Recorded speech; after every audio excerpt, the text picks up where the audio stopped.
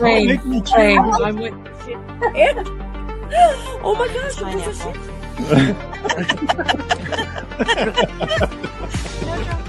All right, buddy. Drawer sometimes. They're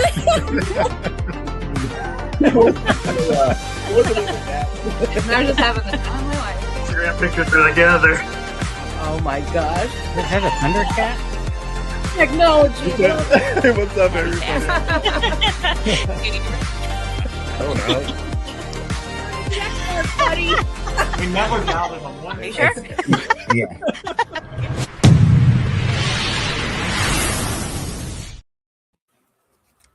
Good evening, everybody. We are live and in living color. Hey, guys, it's Bob, the Rocket City Reseller. We want to welcome you to Launchpad Reseller Podcast, Season 2. And boy, do we have a show for you today. Whether you've been selling for 20 minutes or 20 years, we are sure that there's something that we can learn together. We are your mission control, if you haven't heard, in all things reselling. I'm joined, of course, by the lovely Tennessee Treasures, that homeschooling mama when she's not schooling those babies. She's schooling us in everything, toys. Hi, everybody. Tennessee Treasures. And also, Queen of Vintage Everything, Four Seasons Picker, has joined us today. Our co-host. Hey, Ruth Ann. Welcome in. Thank you so much for having me. You're welcome. And of course, not by any measure, the Renaissance reseller himself. Okay. This young man does everything. He does everything. Rob, the Junk Monkey from Junk Monkey Treasures. Welcome in, sir. Welcome to Launchpad Reseller Podcast Season 2. Welcome. It's good to have you, Rob. Glad to be here. Good to have you. Man, it's going to be an awesome podcast. I've been looking forward to this one all week.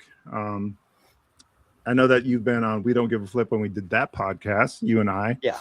And that was during the holidays last year, and a lot probably has gone on since then. But we're going to do a recap on where you've been, what you've been doing, what you've been up to, all the things.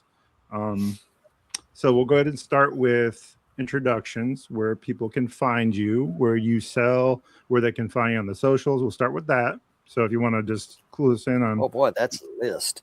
I am here on YouTube, Junk Monkey. I'm Junk Monkey Treasures everywhere.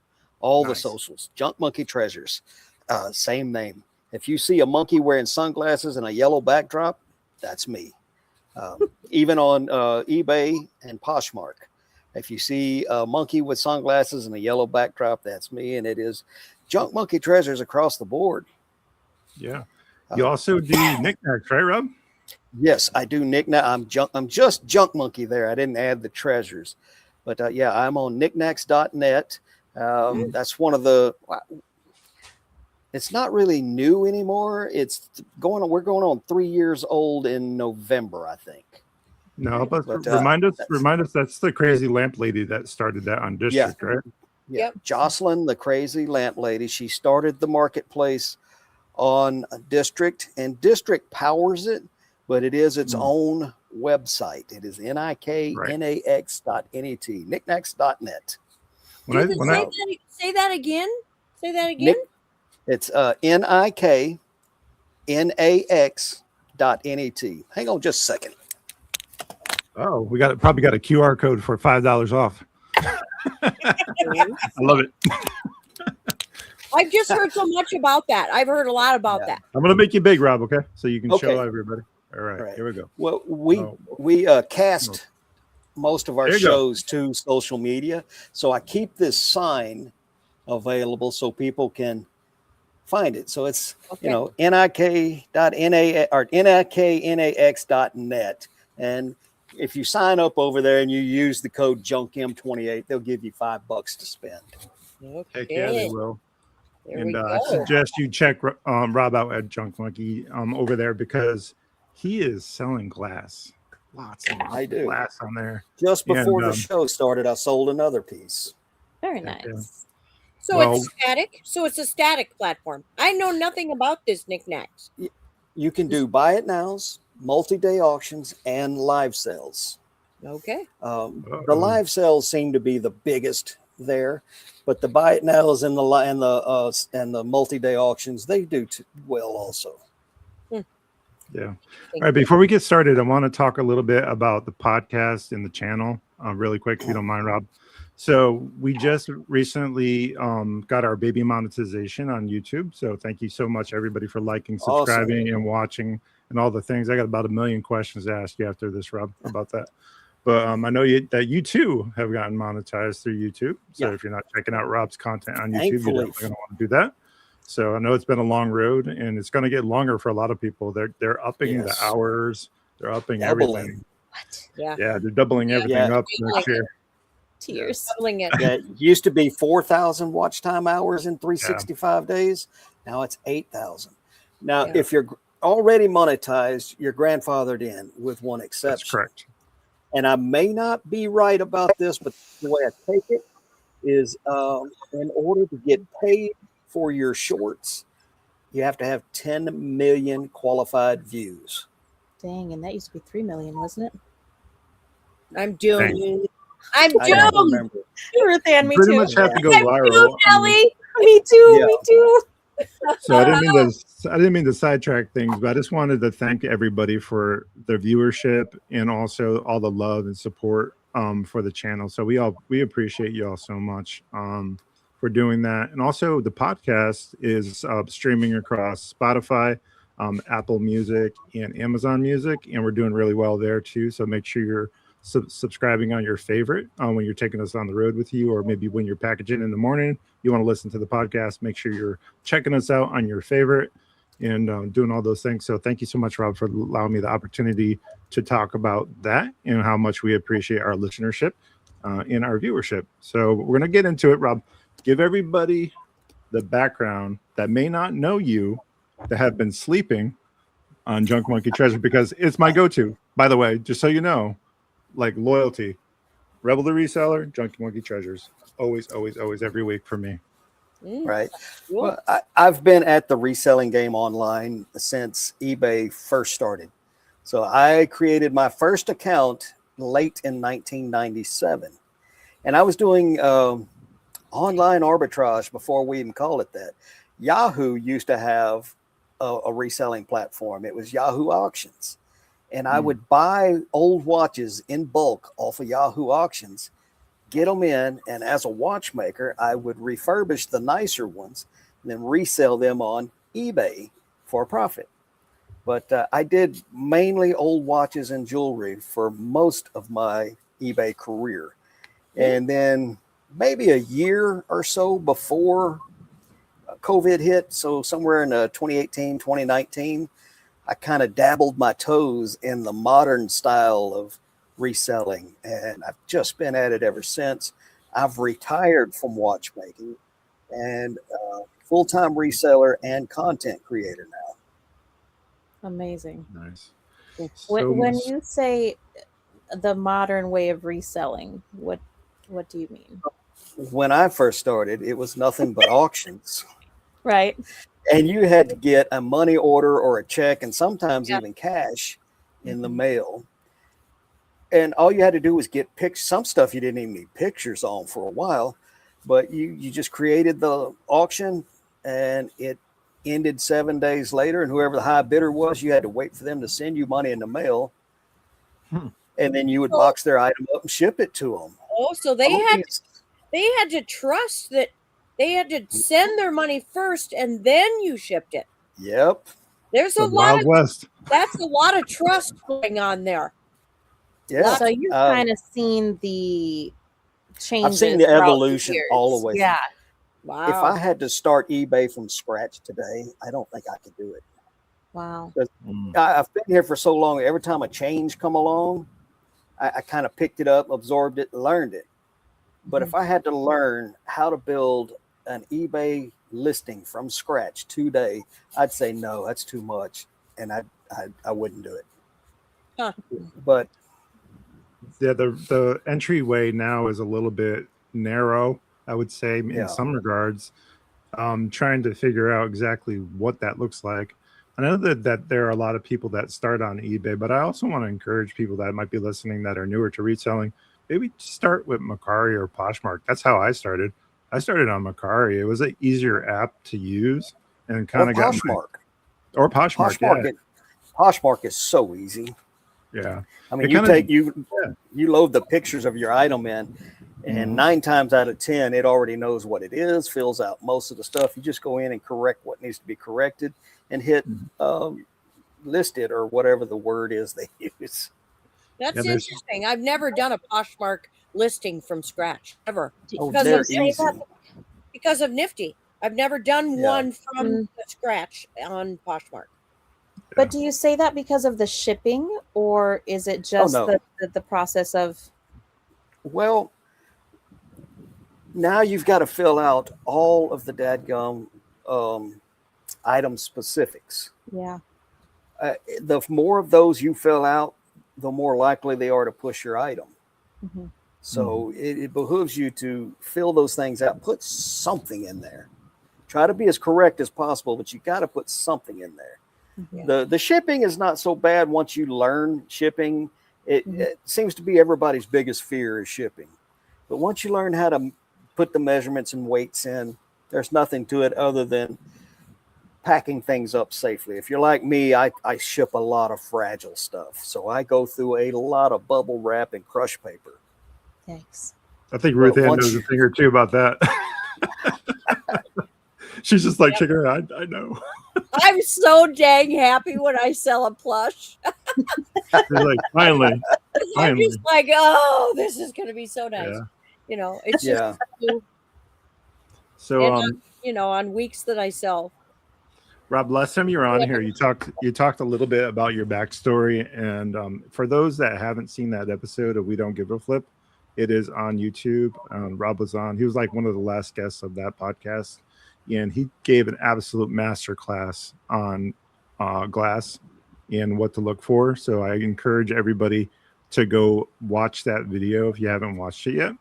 And Rob, why don't you go ahead and let the folks know exactly your background regarding how you learned glass, and maybe give them a little bit of a small history lesson so that they can see the provenance.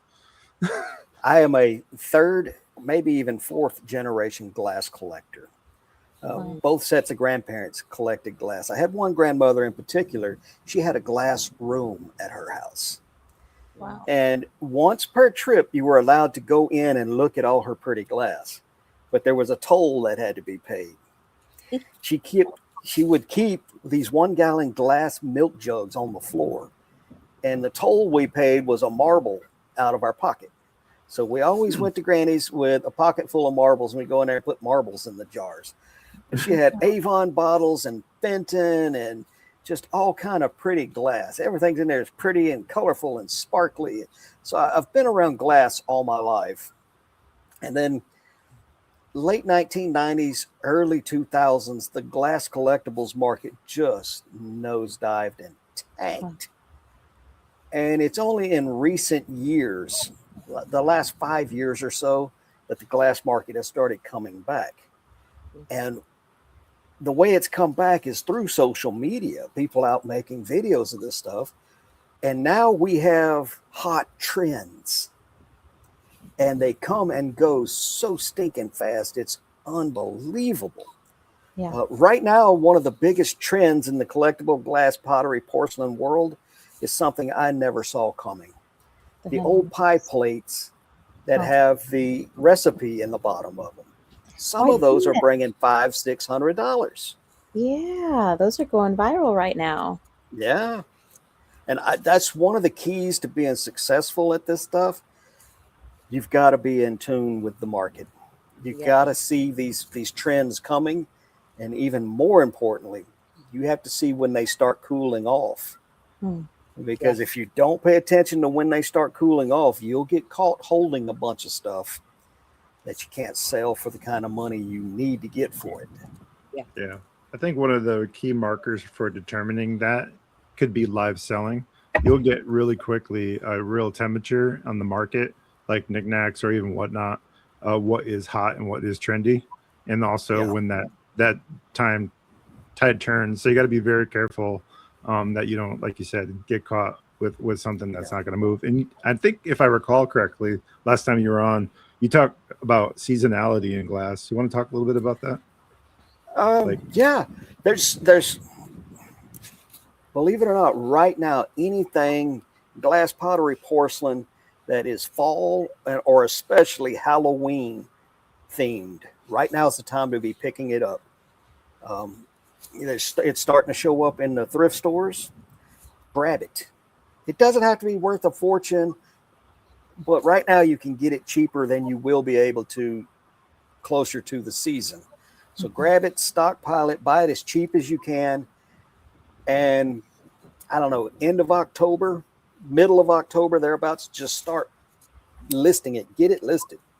But there are some things that you're going to want to look for that are on the higher end, like L.E. Smith bittersweet glass, a great glass for that. Black amethyst glass. Now it's you got to be careful on how you market your black amethyst glass, because it just looks like black. And if you just post it by itself, you may not get very many hits. Put a little orange in there with it, a little Halloween or fall decoration. Pose it, so to speak. Make it look curated. So if you just put a piece of black glass on a white background, snap a picture and list it, you're probably not going to do so well. So staging is everything. It is. You got to market the stuff right. The way I keep up with these trends is through my personal profile over on Facebook. I belong to every collectibles group there is. And whenever somebody starts complaining, I see more than 2 or 3 posts about prices for something skyrocketing. That's a good indicator that item is starting to trend. Mm-hmm.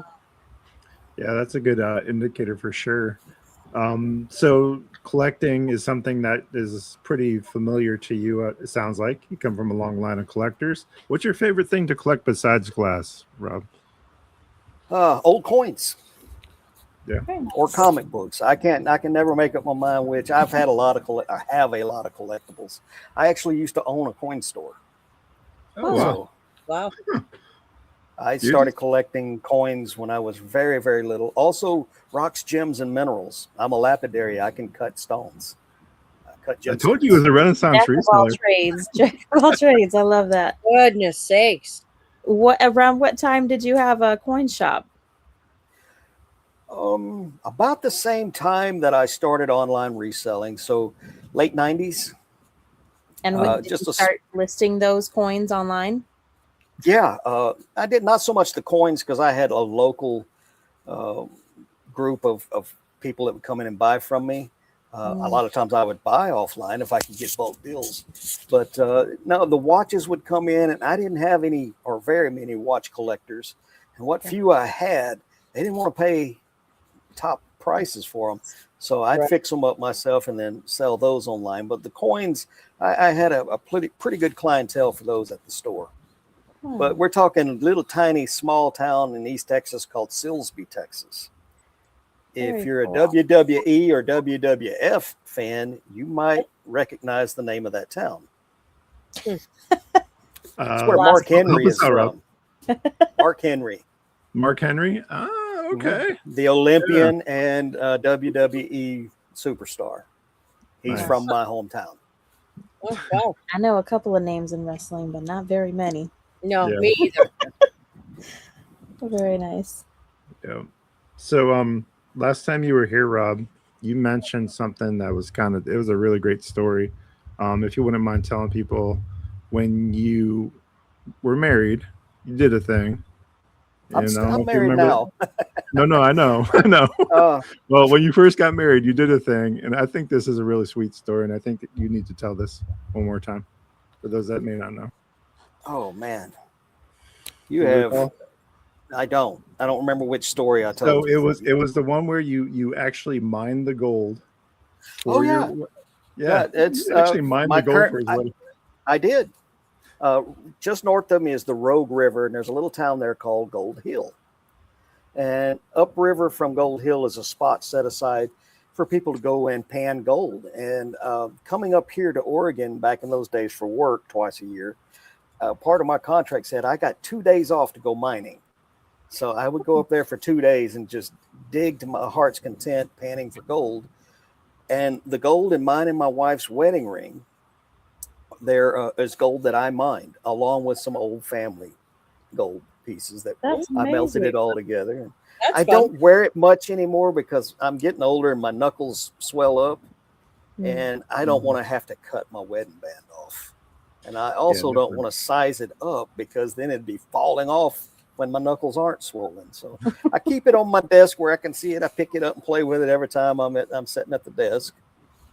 Yeah. But that's cool. So I've mined gemstones all around the world, of tourmaline and spodumene, which is kunzite, and aquamarine down in Southern California, sunstones and opals here down in Death Valley, precious opal, black opal in Nevada.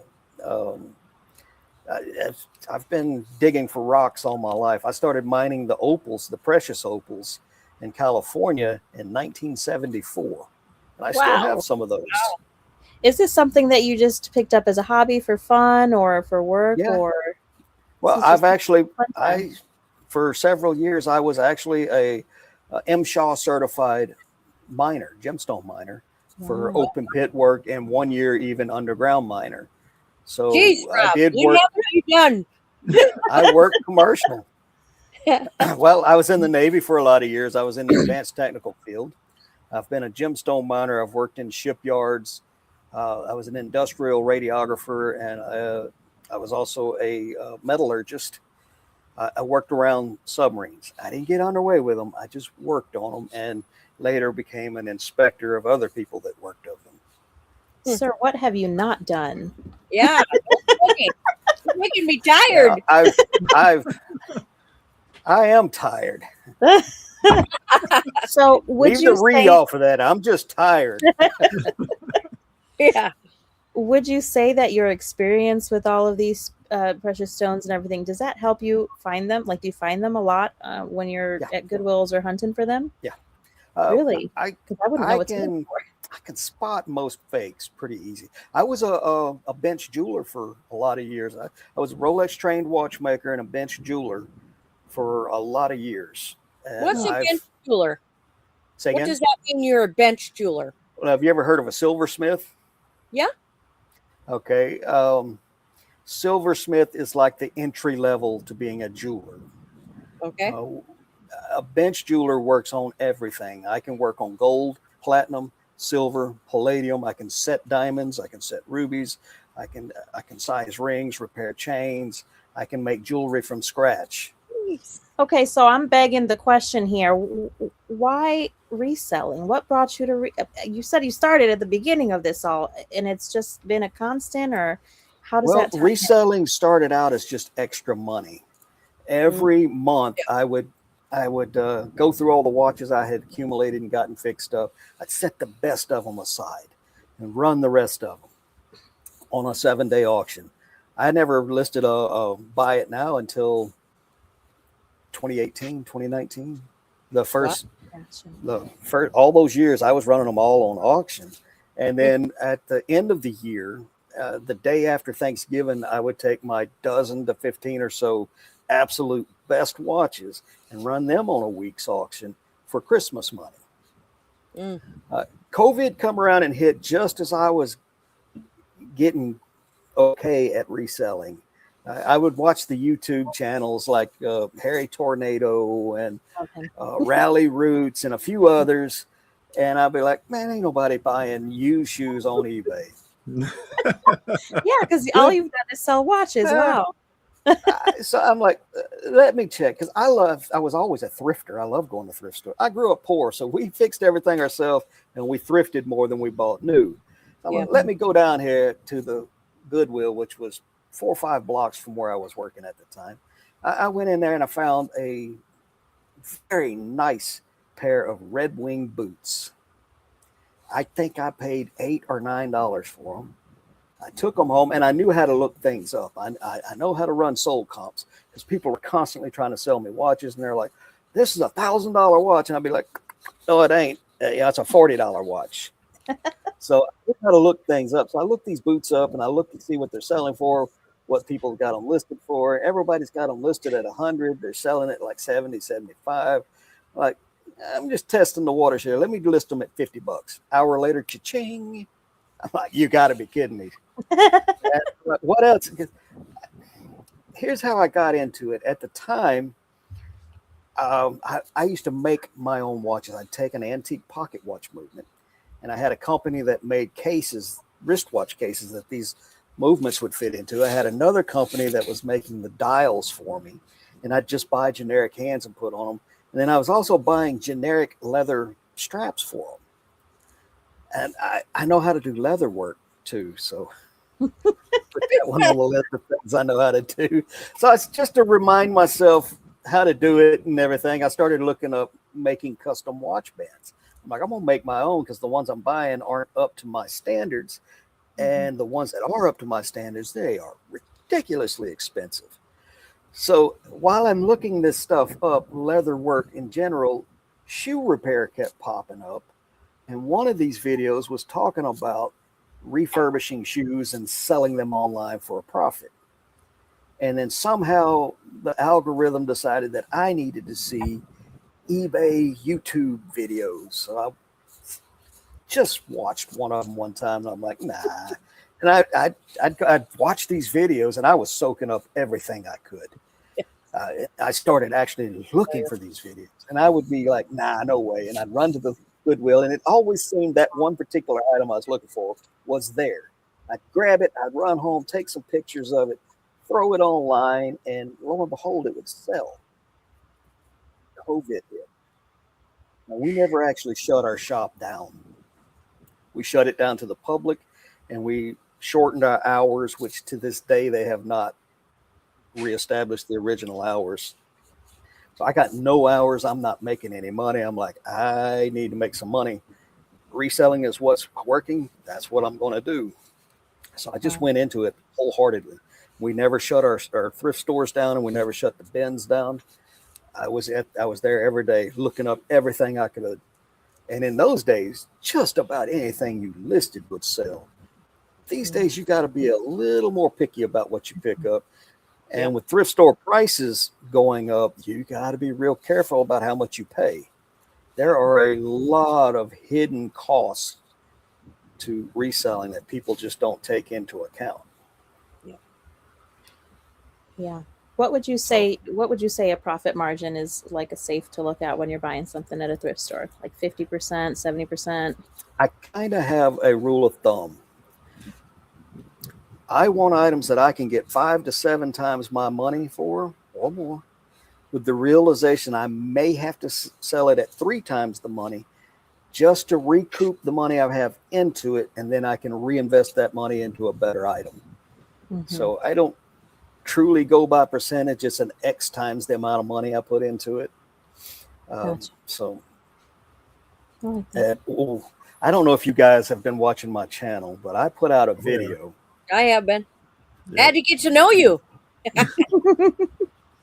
The almighty sell-through rate, STR.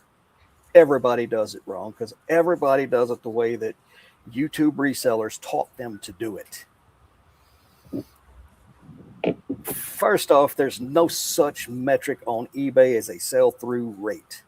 Does not exist. If it did, there would be a button you could click to check the sell-through rate of an item. If you go to Google, there are some people, somebody watching this video is going to say, that guy's an idiot. He don't know what he's talking about. To that person, go Google the definition of a sell-through rate. And here's what you're going to find. And this is right off the top of my head because I've looked it up so many times. Words to the effect a company buys X number of items, they make them available for sale. 30 days after they make them available for sale, they check and see how many of them have sold. X minus Y gives you the percentage of the sell-through rate. Right? Okay. Here's the problem with that. When you're on eBay, that's not one seller. That's God knows how many sellers. That's not 30 days. That's 3 seconds to 3 years or longer. And the items that you look up, if you scroll through it and look through all of it, they're not all the same. There's a lot more math to do to it. The closest you can get to calculating a sell-through rate, that second number, you look at how many of them are active listings, then you click on solds, And you see that number, that's 90 days worth of solds.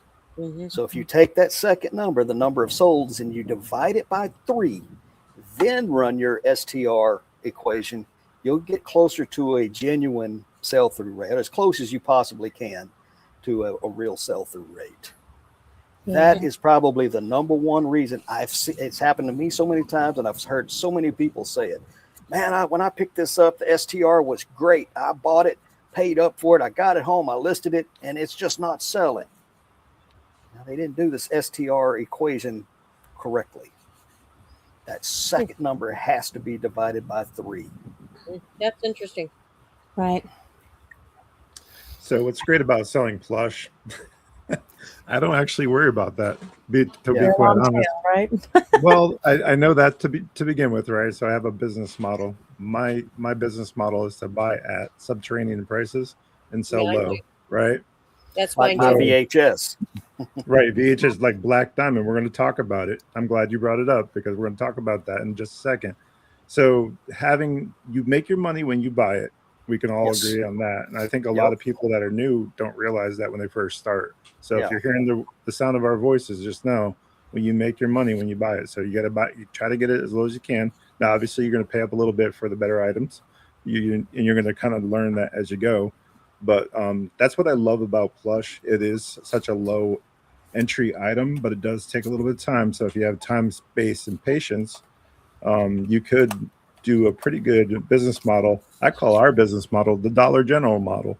I sell a lot of bread and butter items, and I sell a lot of them. So by doing so, I can make a lot of money doing that. But I also don't have a lot invested. So just as what's your time, what's your space worth? You know, this model may not work for everybody, right? Again, I'm a part-time. My wife's a full-time reseller, and I do have a full-time job. So I mean, that looks different too. So you got to take all those things into consideration when you're talking about. So I just wanted to make that point because just because sell-through rate is a thing, technically there are more ways to do this than one. I sell a lot of stuff that has terrible sell-through, but it works for me because I buy it so cheap. I don't mind sitting on it. And I have built a following through the years that people will buy things from me that they won't buy from other people. Right. And and a lot of that boils down to a couple of things: customer service, quality, and consistency. Plus, when you buy in the basement, you can list lower than most everybody else on there. That's I kind of have several things. It's just VHS is the king, but VHS, remote controls, paddles out of bread machines, and power supplies, AC adapter cords. I get all of that stuff with the exception of the VHS at the bins, and I pay 59 cents a pound for it. So it's most remote controls are 4 ounces or less. So I'm paying pennies for the things. So they got to be cheap. They got to actually sell. They got to be easy to test, easy to clean, easy to list, easy to store, and easy to ship. If it meets all of that criteria, especially that cheap part, pennies, I'll stock up on it, and I sell a lot of that kind of stuff. So, and VHS, like the Black Diamond, they get a bad rap, Rob. They do. Oh God, they get a terrible rap. You would not believe how much hate I have had thrown at me because I'll post. I've got this thing where on social media when I post a picture of a screenshot of one of my solds, it's woo, Junk Monkey got paid, and I'll throw a picture, I love it. a screenshot of a Black Diamond VHS, and I'll share that to the groups. Oh my God, the haters will come out of the woodworks after me, and they're like, "You're lying." I'm like, "Hey, the item numbers right there in that screenshot. Look at. If you don't know how to do that, here, let me send you the link." And the problem with Black Diamond, Disney Black Diamond, for those that don't know, Disney Black Diamond, let me grab one. I've got about 400. All right, I'm going to make it big again so people can see. Yeah. There we go. I've got about 400. Turn this light down a little bit. I've got about 400 Black Diamond VHS. It's called Black Diamond because right here where it says the classics, It's in the shape of a diamond. If you can see that, let me get that. There you go. Mhm. Cool. So there's about 17 or 18 of these in the series. And there are people out there that collect them. They're trying to put together the entire set. There are other people, there are grandmas out there that still have a VCR with their grandkids come over. They want to watch Aladdin on the old school VCR. Eventually that VCR is going to eat the tape, or the kids are going to play with it, drop it, break it, or the tape's going to wear out or get mold in it or whatever. They need a replacement. Now, if you get online, and especially years ago, the crux of the problem, there was an urban myth that Black Diamond Disney, especially Little Mermaid, was worth thousands and thousands of dollars. And this one journalist was given a puff piece to write on it, and she didn't do her due diligence. And she wrote this big article about these things being worth thousands of dollars. Yeah. And they're worth nothing, nowhere near that. They're not valueless. They have some value. On eBay, people were selling these things for thousands of dollars. But if you just take a second to look at the listing, the seller has no feedback. The buyer has no feedback. Money laundering. 10,000. We don't know what. That's the number one theory, is that it's money laundering. Lately, there's been speculation and with some evidence to back it up that things like what Epstein was into. Sure. Yeah. That's how money was changing hands, because in the papers, part of the investigation, they made note of Disney movies and eBay. We don't know if it's drug money, laundering money, human trafficking money. We don't know what that is.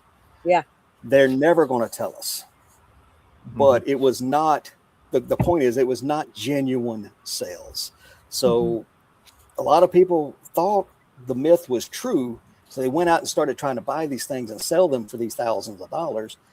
Some people were even buying them for way too much money and losing. So once word started getting out that no, Black Diamond's not worth anything, then it got the rap on the far opposite end of the scale. Pendulum swung all the way back to the other side. Now everybody thinks they're worthless, have no value. I buy them at 9 cents a piece. I sell them at $12.99 free shipping. Little Mermaid, I sell at $14.99 free shipping. And I make $5 to $6 profit on every one that I sell. $9 into $5 or $6, and I sell probably 5, 6, 7 of them a week every week. That's anywhere from 35 to 50 something bucks every week, extra money that I can use to go out and source higher value items. So that's why I like low value items. Yeah. They're easy to ship, right? They don't take a lot of space. They store well. That's the point of them, right? To do all those things. So it kind of makes sense. That business model is kind of like the plush too. It's like it stores well. It's easy to ship. So those are the items that, if you're going to make a decision to have lower cost items in your store, maybe those are the ones you want to make those decisions about. Yeah. And it's a great way to learn, especially your first year or two. Something like VHS or plush, they're easily bought. You can find them anywhere. They're almost always super cheap. So you're not like investing your life savings into it or next month's rent money into it. Take 20, 30 bucks out. Go find as many as you can and learn how to list, how to take them pictures, how to set up a light booth, and how to ship. So they're great for learning also. Yeah. And there are some plush that are worth a lot of money. I've sold several over $100. Yeah. Oh yeah. We just sold Bear in a Big Blue House and Tutter for over $200 on eBay. We have a question in chat. All right. About the demand for vinyl. Do you sell any vinyl, Rob? Any I do not. You don't. Okay. I don't know enough about it. What little bit I know about it, it either has to be a controversial cover, like the Beatles' Butcher album, or it has to be one of the small labels from the 40s and 50s doing jazz and early rock and roll. So if you find a 50s late 50s, early 60s Elvis vinyl, they made them by the metric ton. They're not worth anything. But if you find an early 50s unknown musician on an unknown label, some of that stuff can be worth a fortune because they didn't make that much of it. Yeah. Interesting. Yeah, down here in Alabama, we're not that far from Muscle Shoals, where all that rock and roll and stuff kind of birthed. So it is possible to still find that stuff down here. I don't personally sell that, but yeah, we come across a lot of vinyl. I found a lot when last time we were in Missouri, an absolute treasure trove of just Motown records. Now I'm not sure about that, whether that stuff is good, but I know for sure that there was a lot of good albums in there. And I'm not that guy. And when I was filming it, I was like, someone's coming at me in the comments, I know, for not picking this stuff up, because there was just record after record that was just, Motown gold. Yeah. So for those that saw that video, I'm sorry. Can't get everything. That's right. Can't know it all. Yeah. No. Well, you can try. And I think you can try, but I have strong points, and my biggest strong point is learning how to research. That is probably more important than learning a niche, however you say it. Learn how to research, and don't be afraid to reach out to some of these collector groups and ask for help. Now, I will advise you not to let them know you're a reseller, because a lot of those collectibles groups, I don't care what genre it is, they don't like resellers. Some of them. No. They don't. Even though every one of them buy from us, some of them are. You get online, you get into these groups. Oh boy, some groups are set up by resellers for resellers, and those, if they're private, can be really great groups. Yeah. But the public groups for reselling, toxic. I don't advise. They are. Oh my God, are they toxic? They're so bad. That's why we started the Resellers Refuge, our private Facebook group, for that very reason, because there are so many groups out there that'll just tear you up about, did you do your research? Did you Google search? Did you Google Lens? Most people that are entry level, people that are entry level don't know that stuff. They're coming to these groups for help. Now, yes, you need to teach a man to fish and all the things. I totally understand where they're coming from, but also give some grace. Because and that's why we a lot of them act like I post those low value sales, and man, they just get all over me. You shouldn't post that. That's nothing to brag about. I'm like, buddy, nobody goes out and finds $100 items every day. And if you don't learn how to do the low value stuff, you're going to starve to death in between big sales. You got to have that money. It's like a trickle. I call that bread and butter. Yeah. Bread and butter. You got to have that money coming in constantly. I'd rather get paid 10 or 15 times a week, small amounts, and be able to count on that kind of money every single week than I get paid once every 2, 3, 4, 5 weeks. I still buy the high value stuff. I'm constantly looking for it, and I find it. But if that was the only thing I was selling was $100 plus items, I would not be a reseller. I think most people are probably like us, where we would love to find higher dollar value items, but it's just not the case. Realistic, it's, you see this stuff on YouTube. I try to do both the good, the no lows, and the bolos. Try to do both in my content so that people can see not everything is worth picking up, right? So, but I think that you have to be careful on YouTube about what it means to be a reseller and what that looks like. In value, we call it a reseller education, a university degree in reselling. There's a cost to learning how to resell, and you're gonna pay that cost. So everybody will. You're gonna make bad buys. I don't know how much more seasoned I could be, and I still make mistakes. I still make bad buys. I do, and a lot of times it's because I didn't stop. And it's because in my area, sourcing is extremely competitive. Sometimes I've only got a split second to grab something, put it in my cart. Today, I was actually reaching to the top of a new electronics cart. There was a very nice KitchenAid stand mixer there. Not one. It wasn't a little home one. It was the commercial grade one. And before I could grab it, this big dude reached over the top of me and snatched it away. So, Oh man. yeah, I'm like, you know what? It's going to end up being broke, and you're going to get an INAD for it. So, Yeah. I didn't curse him with that. It went through that's how I calmed myself down. It's like I wasn't supposed to have that. He's going to have problems with it, not me. Let's talk about Oregon a little bit. You know, part of your content that I enjoy most is going on treasure hunts.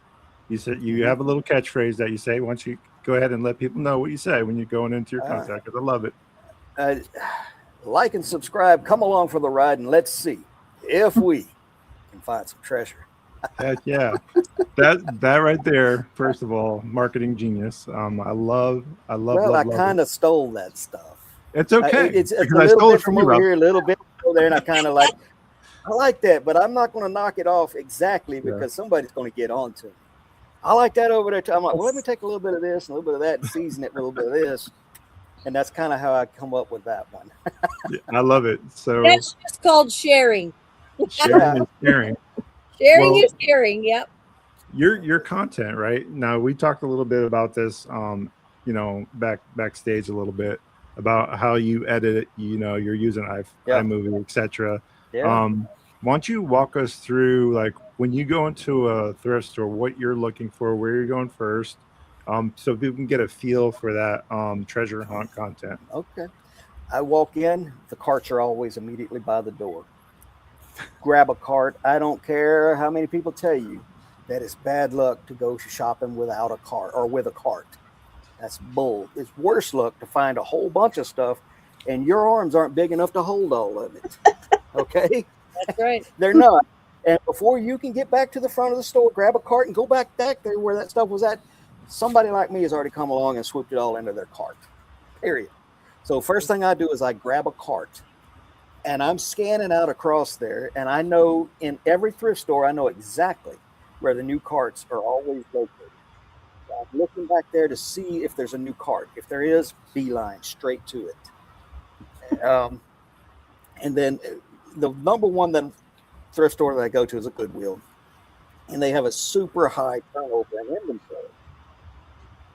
So, and I start where the new carts are at. That's also the aisle that has all the little knickknacks and art glass and vases and stuff. Those are that's my jam. I love that stuff. And hang on just a second. Grandma, we're on camera. It's all right. I forgot to put the sign up. But yeah. Welcome to come aboard. I haven't talked her into being a character in my videos yet. Oh man. I said, yeah, I'm gonna get it. Yeah, one day. Mama Monkey's gonna be on here. But I start there because that's where I like to find stuff. That's where I'm going to find Fenton. That's where I'm going to find Viking swung vases. That's where I'm going to find that kind of stuff, little figurines, studio art, pottery. And then I hit my end caps. I hit the back end caps first because I got more knickknacks, candle holders, glassware, fancy stuff. And on the right side up against the wall is all the electronics. That's where I find my VCRs and my DVD VCR combo units and a few other electronics. Then I go all the way to the back corner, which is where all the lamps and fans are at. And then I just start zigzagging back and forth through all the aisles. And I just have a pattern that I follow. And it starts the stuff, my favorites, the new carts, my favorite stuff, and then my most, I set up a pattern to where it takes me to my most valuable stuff.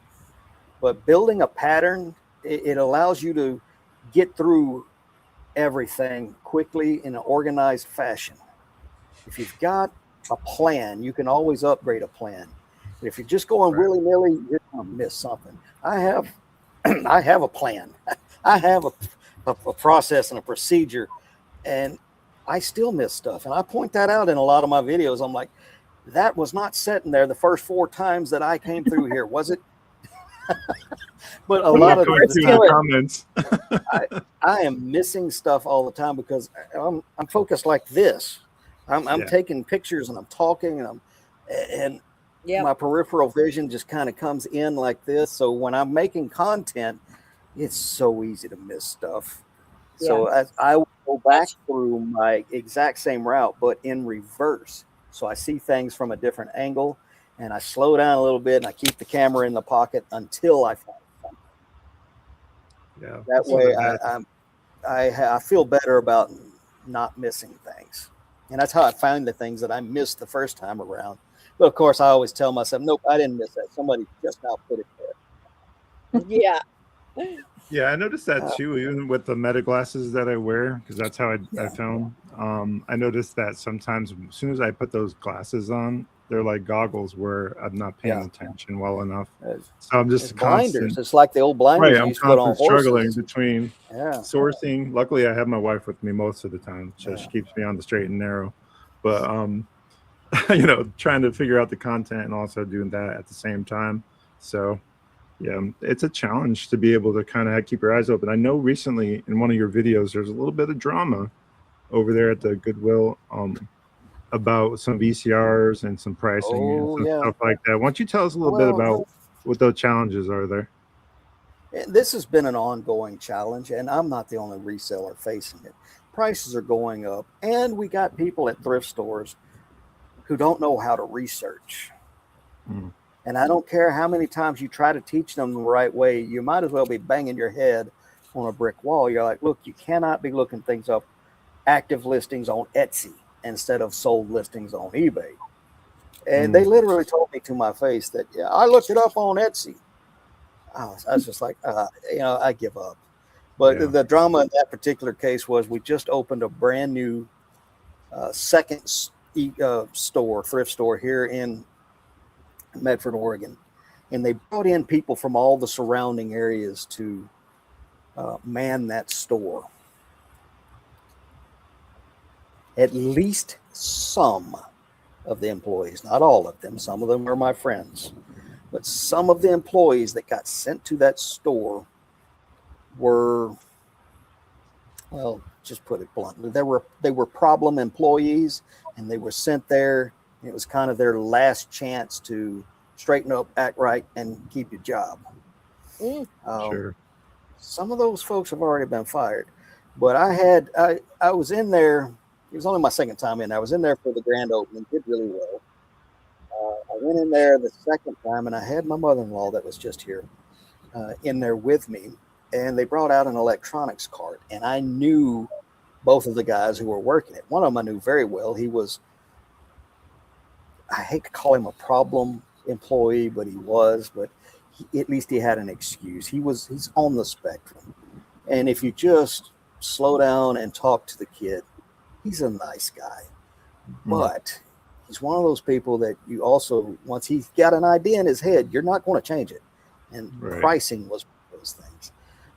But they brought the electronics out, and I saw another reseller that I know. He beat me to the cart. He's got 2 VCRs sitting on top of his cart. And I would go running up. I'm like, oh, man, you beat me to him.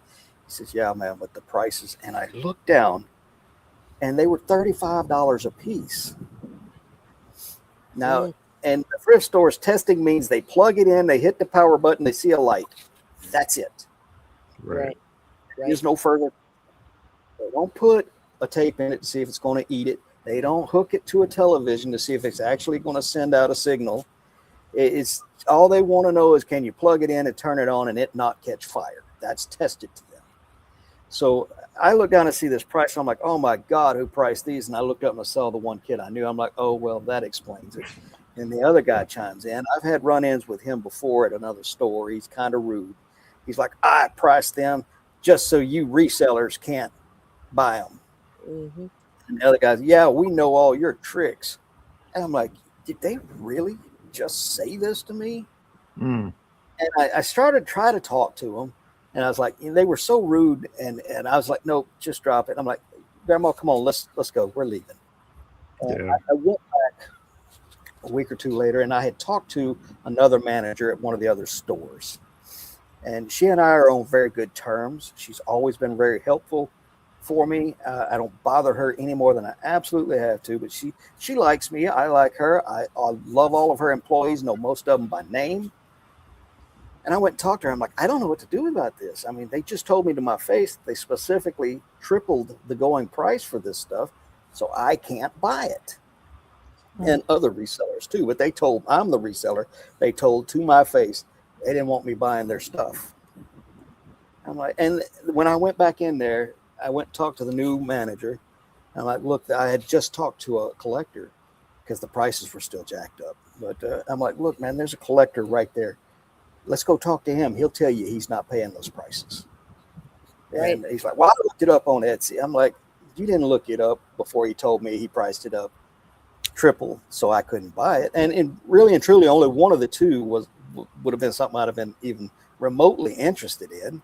And I get $35 to $40 for it, so there's no way I can buy it. So, you know, and then the guy just would not come to terms with me. And I'm like, you know what, I'm out. I spend in Goodwill in my area, I spend close to $20,000 a year. Yeah. I have got one sitting right here from last quarter. That's all Goodwill, and that's not even all of them. I've still got half that much again. That's a 1 gallon bag stuffed to Your file overflowing. system just like mine, by the way. Like you. Yay! I'm so happy to see that old school baggie. I keep a logbook too. Oh, well, that's one up on me, Rob. Well, that way I don't have to sit and calculate every one of those at the end of every quarter. Oh, yeah. But I wait I do it annually, Rob. Bob, you and me both. I'm a terrible. I'm terrible. I gotta I'm get terrible better. too. You know, I know there are hundreds, if not thousands, of resellers who's had those type of conversations with people selling or pricing at the thrift stores. I'm like, and on top of all of that, they're trying to price locally against a global market. VCRs, I send most of them to Southern Florida. I even had one of the kids tell me one time, well, these are super hot in China. I thought you aren't in China, okay? Nobody in China is going to get on the phone and call you and have you box that up and ship it to them. So I'm the one that they contact to buy things and ship to them. Right. And one thing that I tell people all the time, now this is a high number and it's high on purpose. I use this number to protect myself. This is why I like the 5 times the money or more. 40% of every dollar you generate does not go in your pocket. Mm-hmm. There are so many overhead costs. There's fees, there's taxes, your fuel, your food, your time, your shipping supplies. No less than 40% of that money that you generated is going to go into your pocket. It's going to go somewhere else. So you have to take that into account. So when I tell them, like, not only did it not, that's an active listing, they didn't get that kind of money. Here's what they actually sell for. Now take 40% of that money away. That's what that seller actually made when they sold that. And it's like you're talking to a brick wall. And I've yet to find one of them that'll take that in and do anything with it. They don't, and most of them, quite honestly, they don't care. They're doing a job. Their job is, they actually have quotas at some of these places. You have to price so many things out. They've got like a price sheet. If it's in this little thing, you price it at this. If it's in this little thing, you price it at that. That's all they care about. But occasionally, Savers.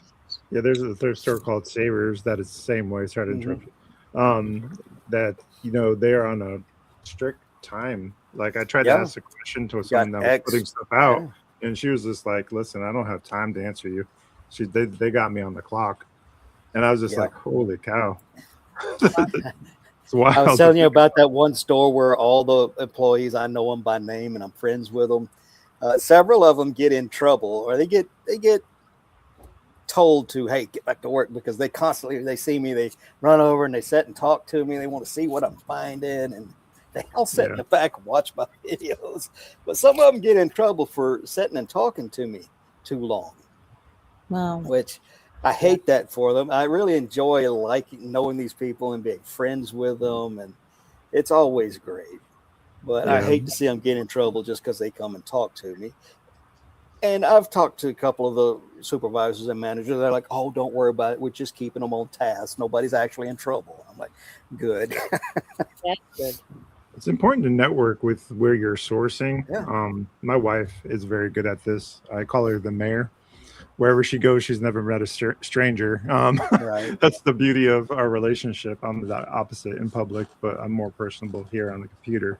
But yeah, so she is that strategy for us, and it's important to make connections, regardless of it's an Yeah. employee. Someone being kind doesn't take any effort, I- really. I And mention it it in goes my a long way. videos. Yeah, I mention it quite often in my videos. Be Mm, nice to people.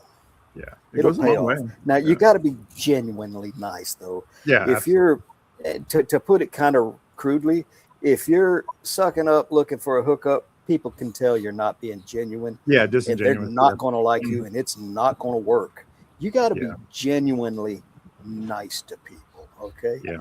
Now, That- a lot of people will they'll look at me. I'm always nice to everybody. They don't realize my redneck and my military background. The flipping that careful. switch from super nice to you just Yeah. bit off more than you can chew is a very Uh-oh. short switch. Yeah. And I make sure that those kind of situations never make it on camera. Yeah, I mean, there is a time and place for that as well. You don't Yeah. want to be a doormat for people, but Right. at the same Now- time, also try to be a decent Yeah. human being while you're doing this. A lot of reselling content kind of skirts around the subject. It's kind of Yeah. elephant in the room at times. There are a lot of resellers out there that are making it tough on the rest of Mhm. us. They are not good ambassadors for the Yeah. reselling world. Like the guy that reached over me today to get the mixing stand mixer KitchenAid. Yeah. But then again, I don't know his story. He may have kids at home that are starving and needs new shoes. Maybe he needed that thing worse than I did. I say this But- all the time, Rob. Hungry dogs run faster, and it's Yeah. just you don't know what someone's story is like. So, Yeah. they may be aggressive in some way, but you also don't Yeah. know their backstory and why that is. I think the more. But then desperate again, you there are get, the more some aggressive people that you get. make no bones just about jackwagon. it. Yeah. That some people make no bones about it that they are Right, indeed yeah. a jackwagon. Yeah, They're super aggressive. I told Yeah. one guy, I'm like, look, man, if you want something, I was at the bins. I'm like, look, man, if you want something in front of me, and not to body shame or nothing, but this fellow was morbidly obese Mm. and it's hot at the bins. He just kind of shoulders into me, reaches way out across me. I'm like, oh, the body odor. I'm like, look, Yeah. man, if you want anything in front of me, just ask. I'm happy to hand it to you. And he looks at me, he sneers, and he's like, nah, I'll just reach. I'm like, do it again. I dare you to do it again. We know nothing about that at the Nashville bins, do we, Ellie? And We need to there's start not the a, Bins Chronicles. We really the do the Bins Bins Chronicles. Chronicles. I'm I've telling you. seen fist fights in the bin several yeah. times, and there's not a Why piece do you of think junk there's a in there cop in worth. there? Why do you think There's there's a not a- cop in there? You know there's going to be. Yeah. There's not a piece of junk in there that's worth going to jail or the hospital over. Yeah, and the that's for last damn few sure. times that I've been in there, I've come close to being one or the other. I don't think you can And- tell Amanda that. My wife is a scrapper, man. Yes, Oh. yes. You give her one inch of the wrong look, she'll go up one side and down the other of you. She looks Yeah. sweet. She is a sweet person, but Well, she don't take no guff either. So one of my techniques at the bins, if you shop at the bins, you're going to know exactly what I'm talking about. There'll be these great big wads of Christmas lights, wires, coat hangers, anything strand wise that just gets all matted together. oh yeah. And you can't dig through it. So what I will do, especially if it's one of the middle bins and it's braced on either end, I'll wait till nobody's there and then I'll reach and grab one end of it and I'll just pull it up and fold it back so I can get to the stuff that's under it. Mhm. And I had this gal, she'd wait till I did that, and then she'd run over there and jump in front of me, start digging through all the stuff that I uncovered. What? I'm like, oh no. The And she did that nerve. to I'm like, well, yeah. And the first time it was like, you know what? I'll just go find another spot. So I went and did it again. I reached, grabbed, pulled, cleared me a spot, started digging. Here she comes, got right in front of me. I'm like, Strategy. Pass those things I'm right like, back. that's strike two. Yeah. Yeah, that's what I should have done. But that's strike two. So I go to a third spot on the opposite end and corner and did it again. I reached and pulled, and I saw her coming. And when she came, I pushed my cart out in front of the stuff that I just uncovered. So I got a big mat right here. I've got my cart right here, and I've got my clear area. She starts bumping my cart, trying to bump my cart out of the way. I just held on to it, and I sat there, and I gave her the mean mug dirty stare, just stared at her. She bumped it one more time, and it didn't move. She looked up, and I'm just, I didn't growl, but I would have. Yeah. Are She you looked sure? at me, her eyes Are got you kind sure? of. I may have growled a little bit. She went and got her You did. husband, boyfriend, roommate, whoever he was, to come over there. He got in front of it, tried to reach way out in front of my cart to grab some stuff. With him, instead of just standing there with the cart in between us, I pushed the cart out of the way and I stepped towards him. And I got his ears right here and my nose was right here. He turned, looked at me, and I just sat there and deadpan stared at him. He's like, ooh, and he left. Now, he was nowhere near as scary as she or he thought he was. And that was one blink of an eye from one of us going to jail and the other going to the hospital. So You should be junkyard dog, not junk. there's already a junkyard dog in the. But I genuinely enjoy being nice to people. But again, that switch, it flips real easy for the right people situation. are so ballsy. For those that are listening that may not know what we're talking about, the Bins is a Goodwill outlet store. So I just wanted to throw some context on there if you're listening on your favorite Spotify, Apple Music, or Amazon Music. We're talking about the Goodwill outlet bins. It's a pay by the pound store front. When you're done with the retail stores, they go to this final resting place before they head off to the landfill. And you have a chance to buy items at weight. And there are different weights and different prices depending on where you are. So if you want to look at the Goodwill outlet in your area, just do a Google search and you'll find one near you. I'm sure there's a million of them, but some are more, some are better than others. And also it's like the Waffle House at 2 a.m. Yeah, it really is. It can be. Be prepared to leave your elbow. It's not always like that. There's a lot of nice people, but there can be some. There can be some really aggressive people there, and if they perceive you to be a nice person, they're going to try to push you. They do it to me. I'm 6'5" and 280, so I'm not a small dude. Or little person. Yeah. Well, I'm only 5'6". Yeah. But I'm kind of thick, and it ain't all belly.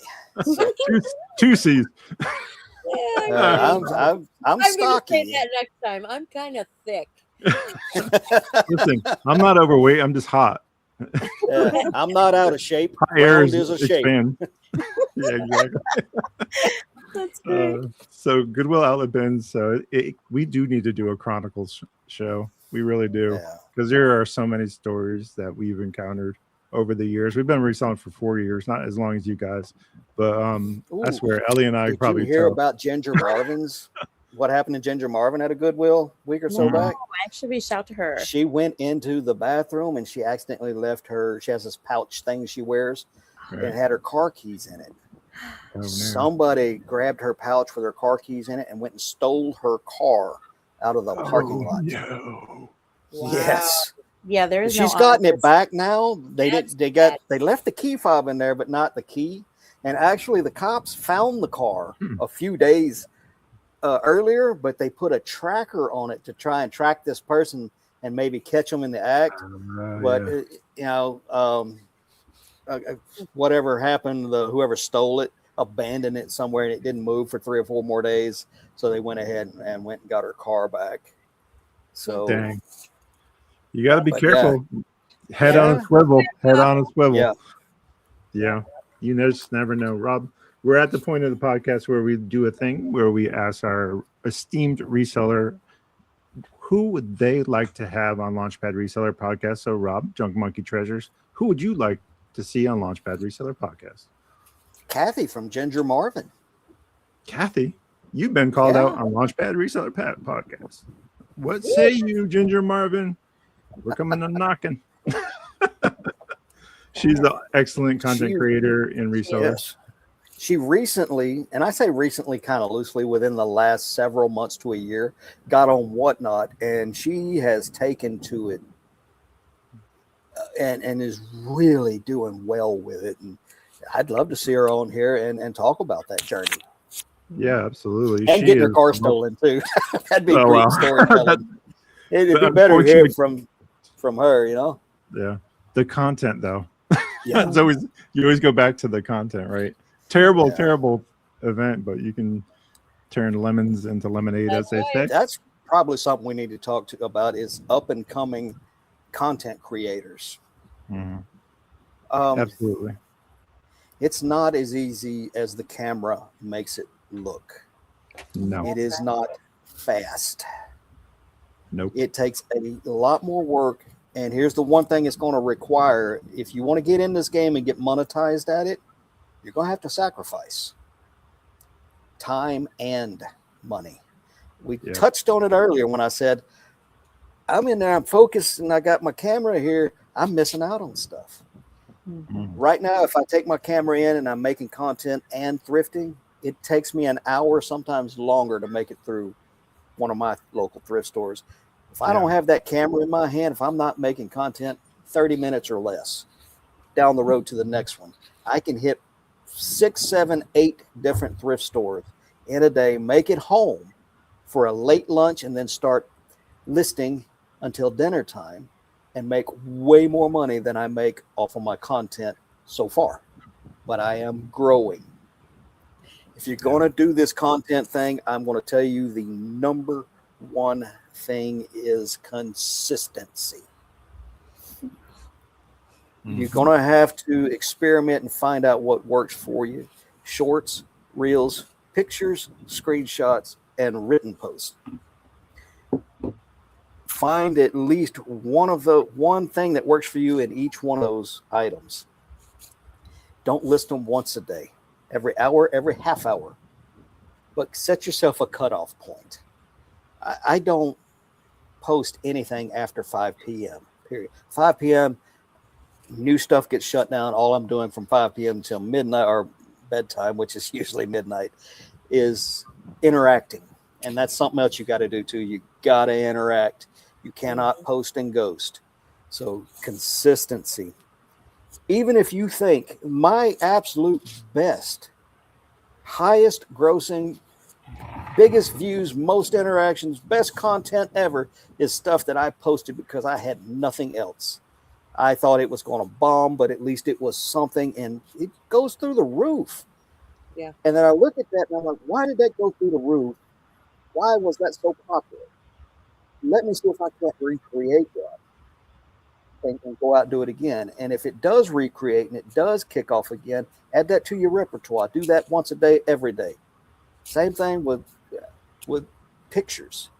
Right now, I have 2 things that I do that are kind of new to me. I have a who's he, what's it?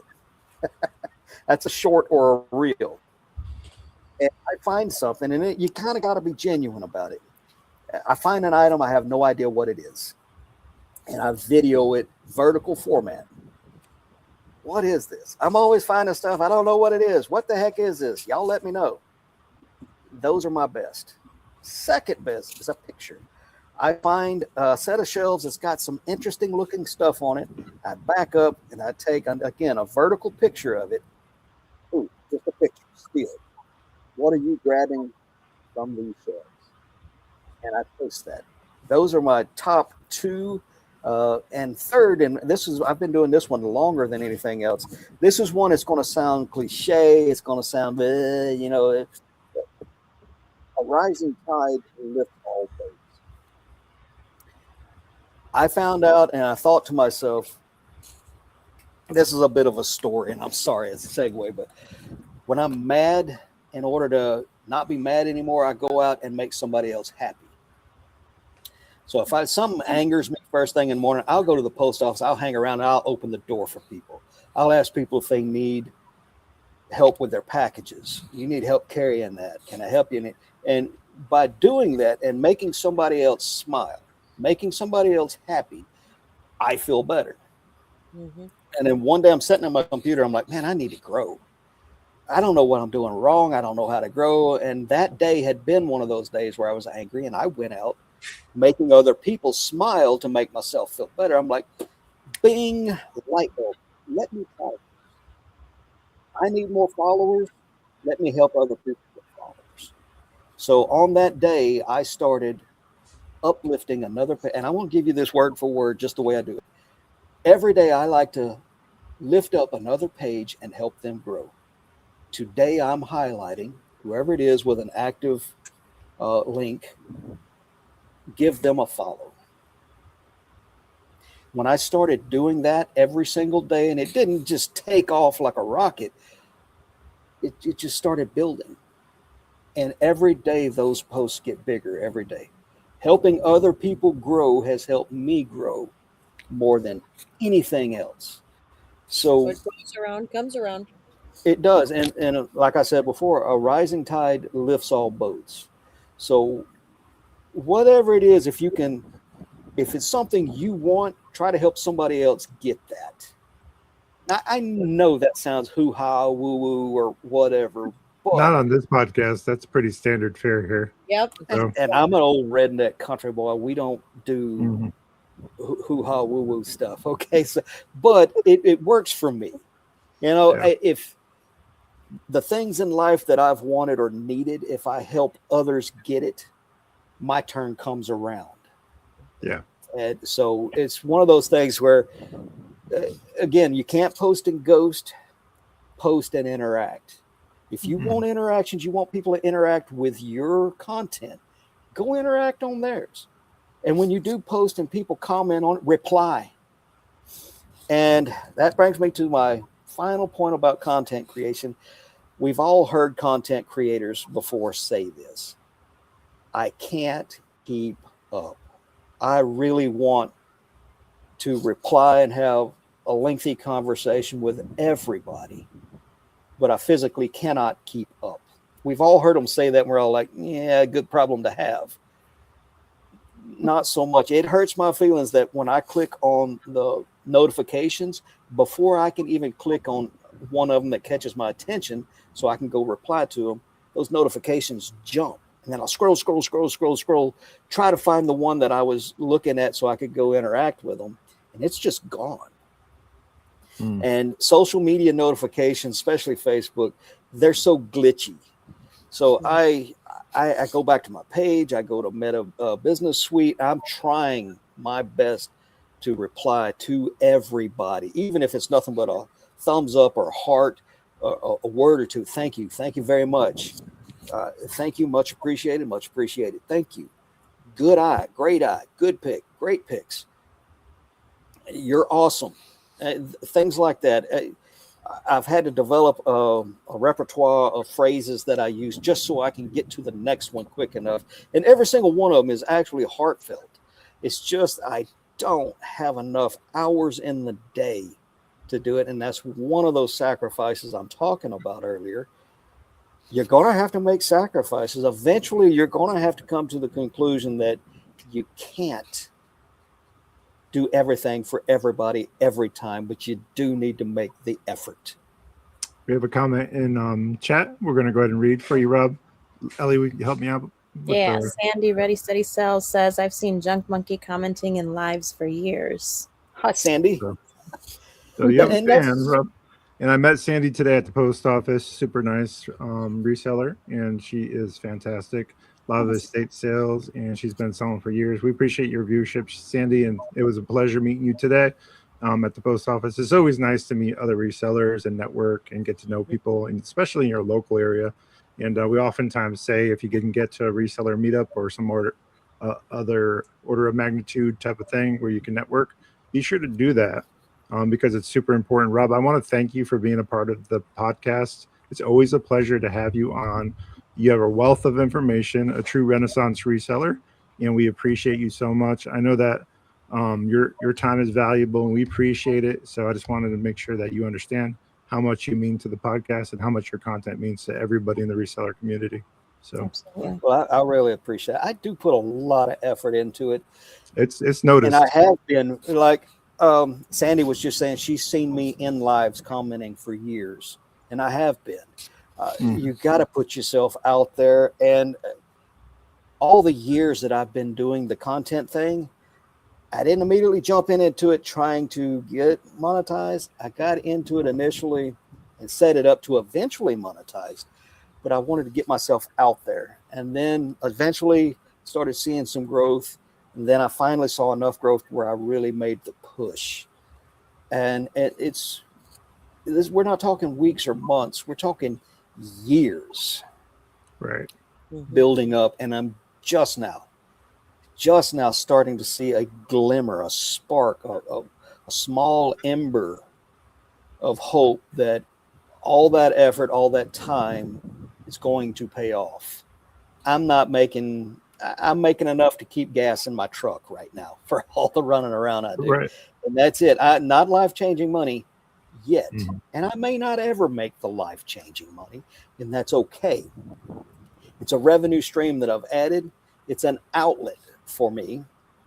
It allows me to interact with you guys, other resellers. There are other resellers in my area, and yes, I'm friends with some of them, but most of them, even the ones I'm friends with, they're my competition. And sometimes people can be a little guarded when you're talking to competition.